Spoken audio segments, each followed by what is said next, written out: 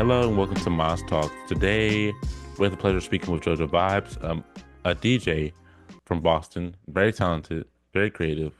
So, Sydney, we are in the process of putting out magazines. Where are we currently at in our production process?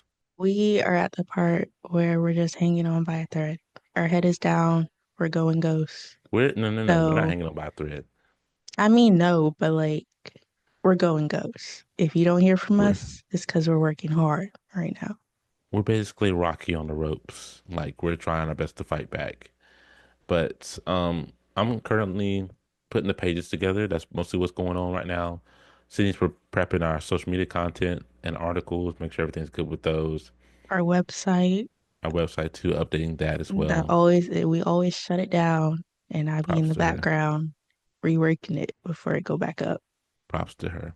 Mm. We honestly like at one point in our career, we'll probably get like a web developer or someone. I hope so. I'm tired of Squarespace. I love you, Because Squarespace. If you want to sponsor us and give us a link, please do. I'm tired that's of working in crazy. Squarespace. But but no, because like a web developer like that would be great because think about it, like having someone who can make those edits like in like 30 minutes or an hour and be like, hey, website was down, but like we're back now. Or Because like even just have like a page in the back and like just have it come up the next day. yeah, just like the whole process smoother. Even like when we put in, articles on the website, that's us doing that. Don't Yeah. no one want to do that after working all day long and then having meetings and already doing stuff in the magazine. Then I gotta go and update the website. You know, props to you, Sydney. I appreciate you. But yeah, What is so it like designing right now?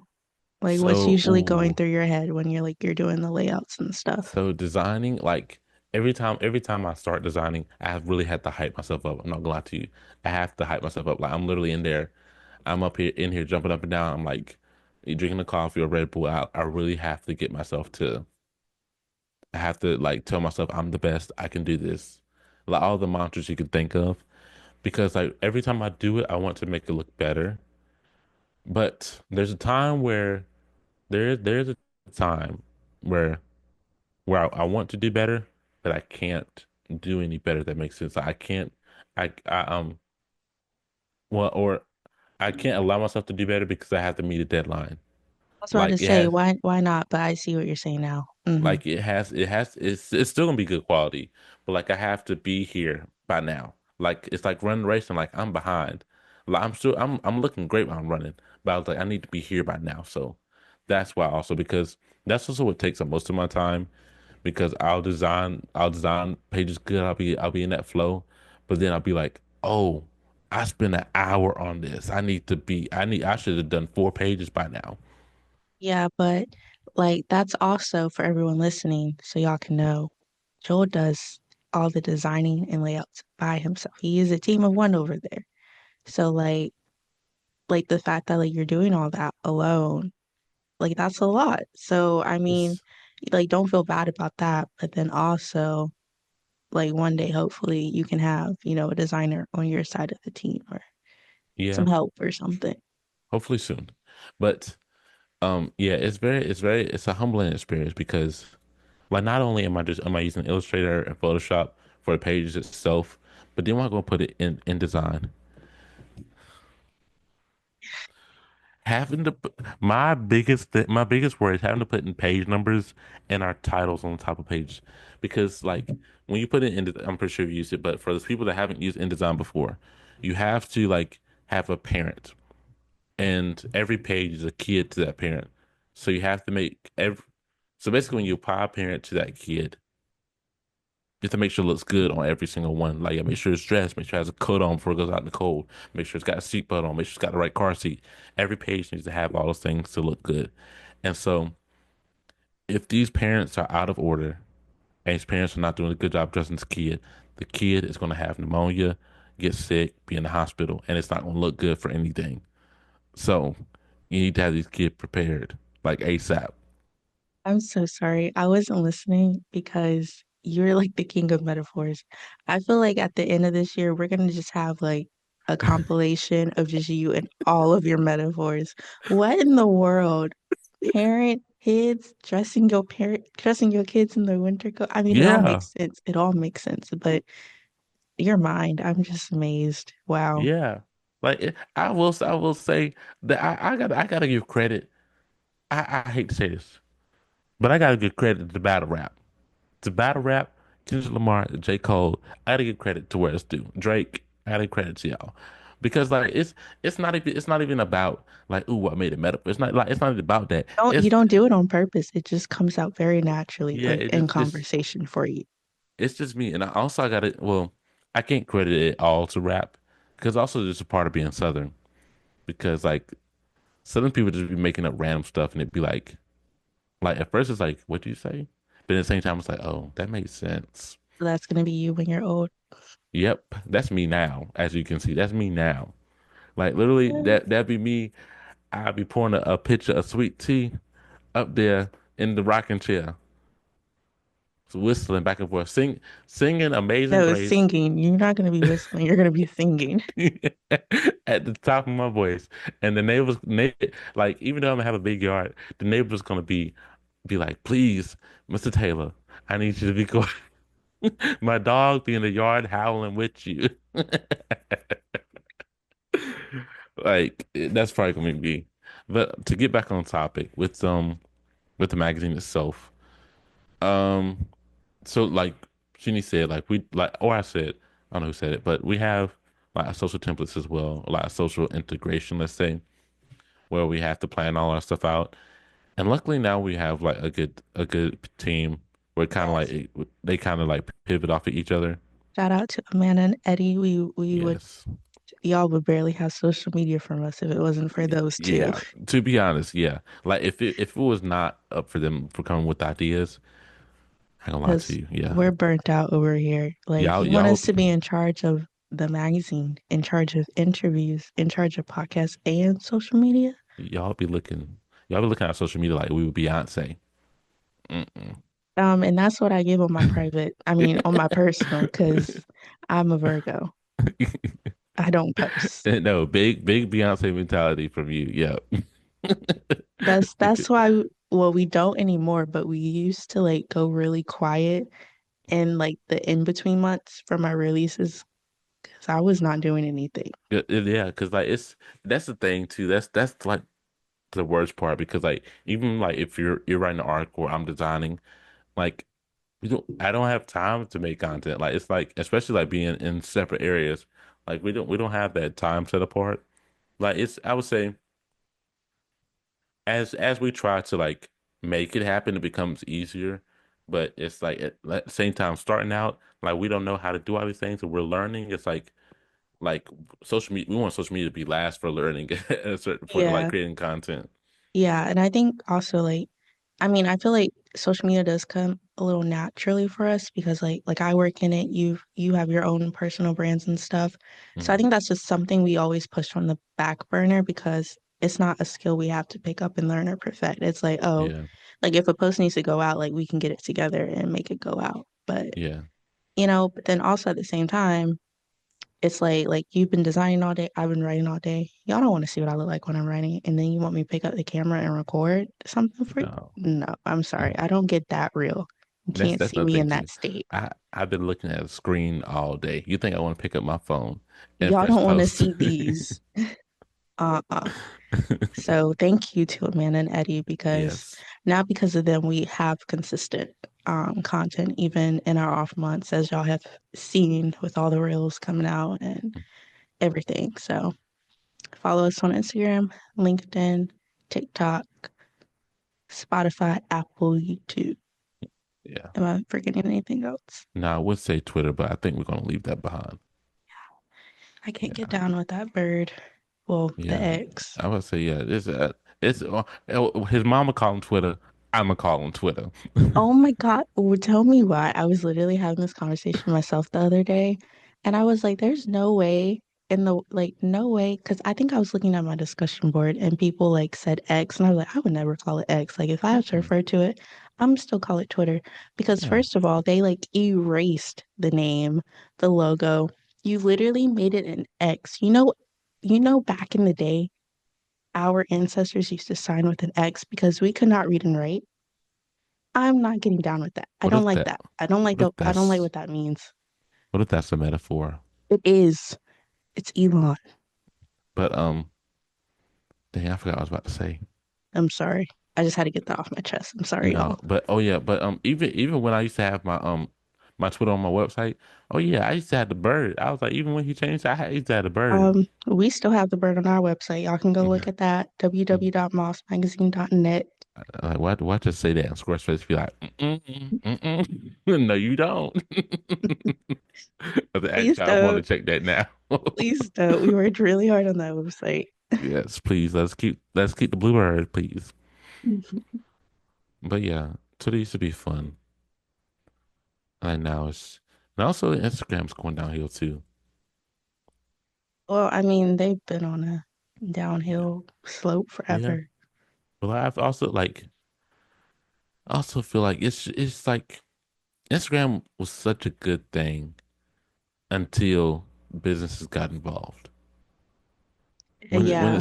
When it stopped becoming um deep fried fit pics and just natural memes like fit pics, outfit pics, like the ones that are like over Oh, edited. I thought you said feet. No, God, no.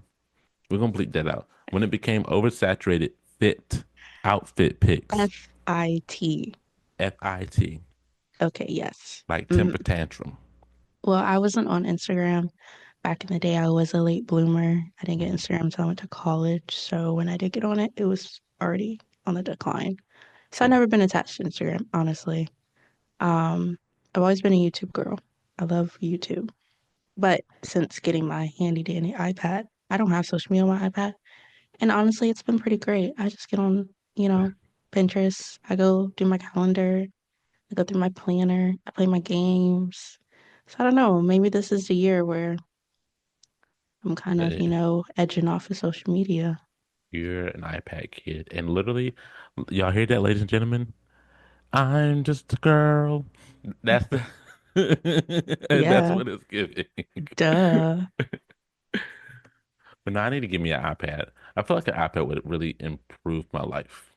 I feel like it's helping my productivity, truly.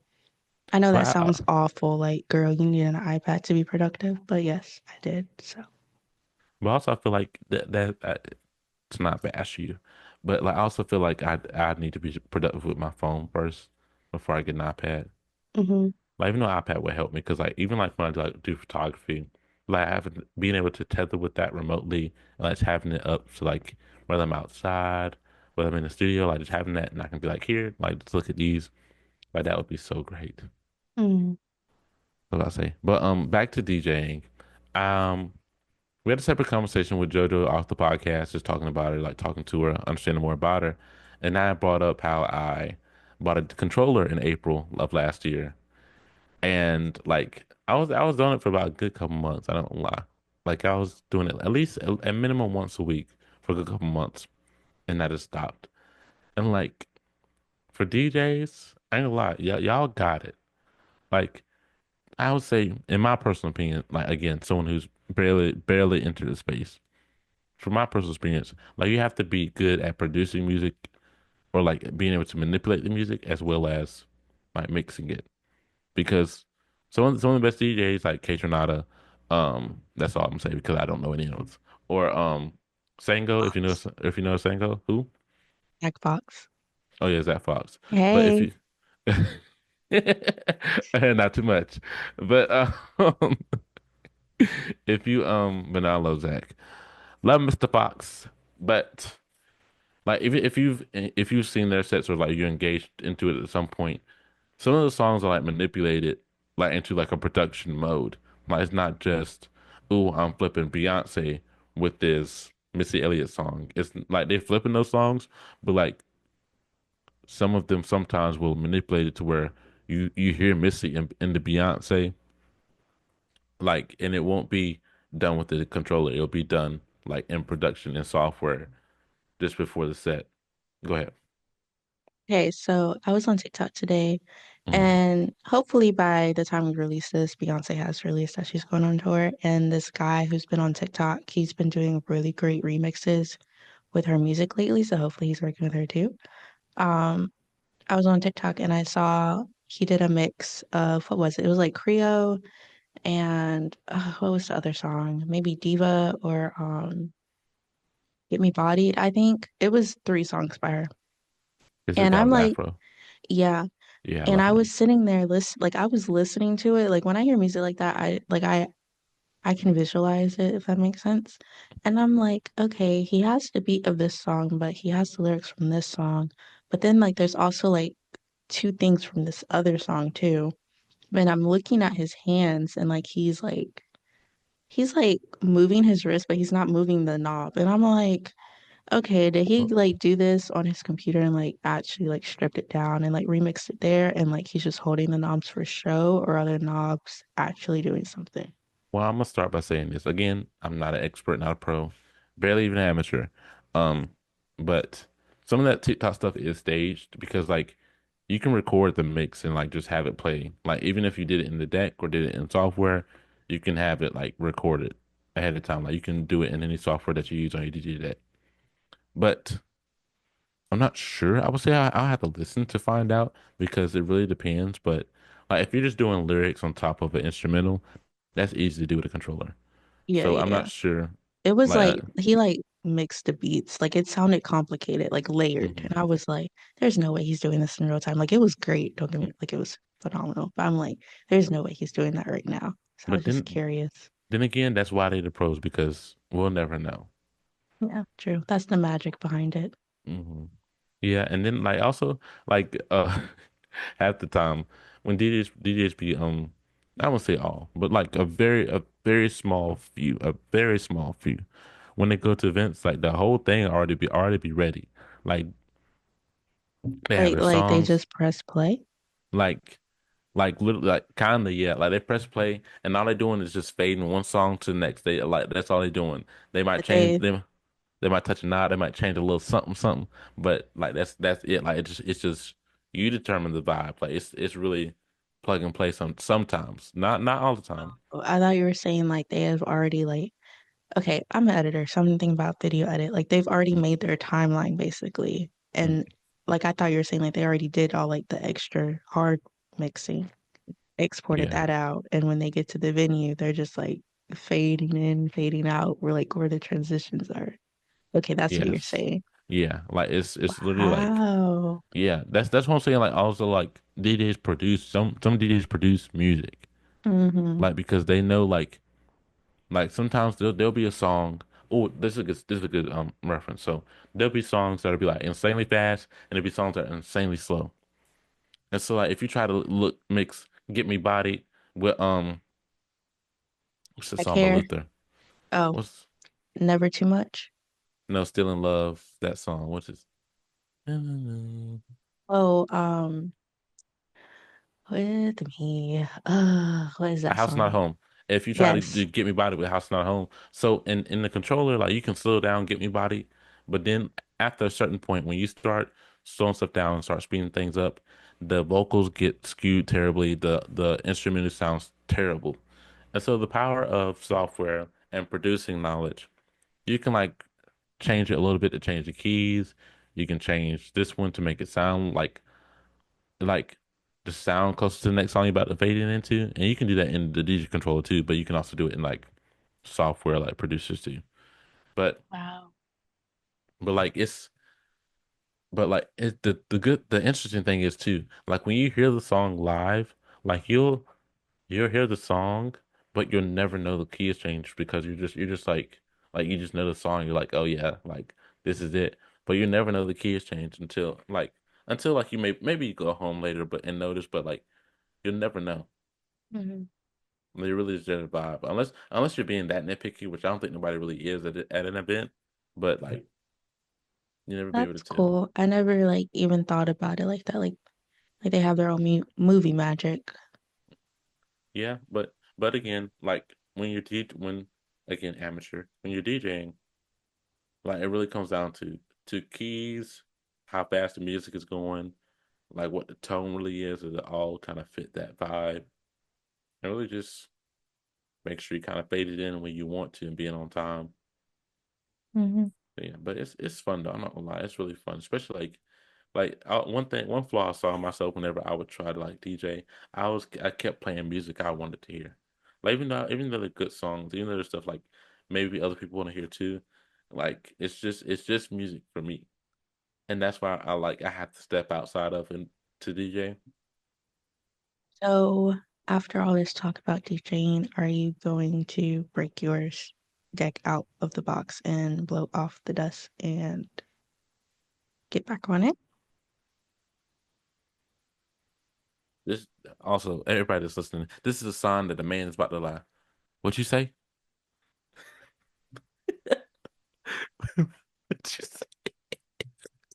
You heard me loud and clear. I'm speaking into this microphone. say? Why they do that, huh? But, like, oh, but I'll say this. I'll attempt to. After I finish designing Oh this yeah, current of magazine, course. I'll try to. That way I have more Good. time on my hands. Yeah. But but yeah, that's funny too, because like men do like I've been there before. I'm not gonna lie, I've been there before. Because like whenever someone asks me a question I don't want to answer, like or I'm up to something mischievous, I'd be like, huh? Like what you say? Huh? Like it's so interesting like watching other men do it though, because it's like, dang, we ain't no different. Anyways, we're gonna queue up our interview with Jojo Vibes. Like we said, she's amazing, super talented, very passionate about what she's doing and who she's doing it for. So please check her out on her socials. Look in the description. You'll see all her info to go follow her. So please do that. We hope you enjoy our little interview with her and also read her article. It's posted on our website. So go interact with that as well. Moss, not at, but www.mossmagazine.net. Yes, www.mossmagazine.net. And if you enjoyed this as well, feel free to purchase our issues on the same website, stream our Spotify, Apple Podcasts, YouTube. Go check us out on all platforms. And yeah, Speaking of the website and being featured up there, if you want a chance to be featured in our print issues, please send us your jams at info.mossmagazine.net. We want to know what's your jam. That basically means what are you into right now? What are you liking? What are you obsessed with? If you read our past issues, you see all of our previous jams. Um, in issue 6, my jam was my iPad because I love my iPad. Joel's jam was running because he loves to run. So we want to know what you're into. What are you up to? What are you obsessed with? Send us an email and we'll read it here on the podcast and possibly feature it in our print issues. hope you enjoy the next segment. Okay. So I will kick off the questions and I just want to know, how did you get started DJing? Basically, I started DJing. Well, it started with family, most importantly, just being able to like be around parties and going to different events. So, that really pushed me into DJing, like the music aspect. I was like, oh shoot. So I'm over here walking into these parties and hearing these DJs make mad people feel good. And I'm like, dang, I want to do that. I want to be able to make people dance and make them feel like they're being like welcomed and celebrated. So I asked my mom, I was like, I want a turntable. And she was looking at me weird. And she's like, you want a turntable? I'm like, yeah, I want to be a DJ. And she's like, so she tried her hardest. Like she looked everywhere. Like she didn't know nothing about DJing. She just knew music. And finally, for my birthday, she got me a mini plastic turntable. And I just like, I liked it. But then I was like, I left it in the dirt. I'm not gonna lie. I didn't use it. I just like watch videos and stuff like that because I didn't know what to do. But in 2018, my grandmother passed away. So I was stuck in my room for a while. So I just looked to the side and saw my controller. And then that's when I'm like, I just spent about a year or two just really learning how to DJ, teaching myself, locking myself in the room, taking different music, collecting it, and that's how I really started getting into the aspect of DJing. I just have a follow-up then. So you mentioned like wanting to get into it to like, start the vibe, like make the vibe. So I want to ask, like, what are your favorite types of events to DJ? My favorite types of events, I would say, is carnival, like Caribbean carnival, is my favorite type of events because there's thousands of people, and just being able to like be on a truck moving and making them move just by like not just even Caribbean music, but fusing different music together. That's like just my favorite event. And I would also say like family parties. So like the DJ like play music and stuff like that and want to be like that at my family party. So seeing myself there made me like realize, oh, that's one of my most favorite events to play. Mm. So So you kind of already answered my question. So I'm gonna pivot. Do you have a specific genre of music that you enjoy? to be honest, I don't have a specific genre of music. I grew up listening to so many different music, R&B, zouk, reggae, dance hall, hip hop, that I just love it all. Like I feel like all music is good music as long as you listen to it correctly and as long as it like moves people and persuades people the right way. But to say a specific genre, I would always say that I like everything. As long as it moves me and as long as it moves the crowd, I love it. Yeah. I would agree with that because like even though I'm nowhere near your level of mixing music or all that stuff, like I listen to a ton of music and I get that question from friends and I'm like I'm never know how to answer because like at the same time I'm listening to rap, hip hop, R&B, and like I am listening to like cliche like cult stuff, but I'm like at the same time I'm like I can't pick. Can't. There's too many options, too Yeah, many melodies. too much good stuff out there. Yeah. What's like your process when you are, I guess, like creating your DJ set? Like, how do you find what works well together? Basically doing research. I think that's the most important thing to me is going back to my managers, seeing okay, what party am I doing? What set am I doing? Um, Going back into Google and just being able to like go into the folders of saying, okay, what type of genres does this person want? What do they need? And as a Christian of myself, also praying before sets and getting in touch with God, asking Him to guide me what I should do with these sets that are about to come in. But basically, that's how I prepare is talking to my managers, researching, and praying to God that everything would work out and just testing music and practicing beforehand. Like I would spend hours and I would get no sleep and spend just hours until the next day for the party to come, just focusing on music and make sure and I get everything right, everything right. But yeah, All So the I have dedication.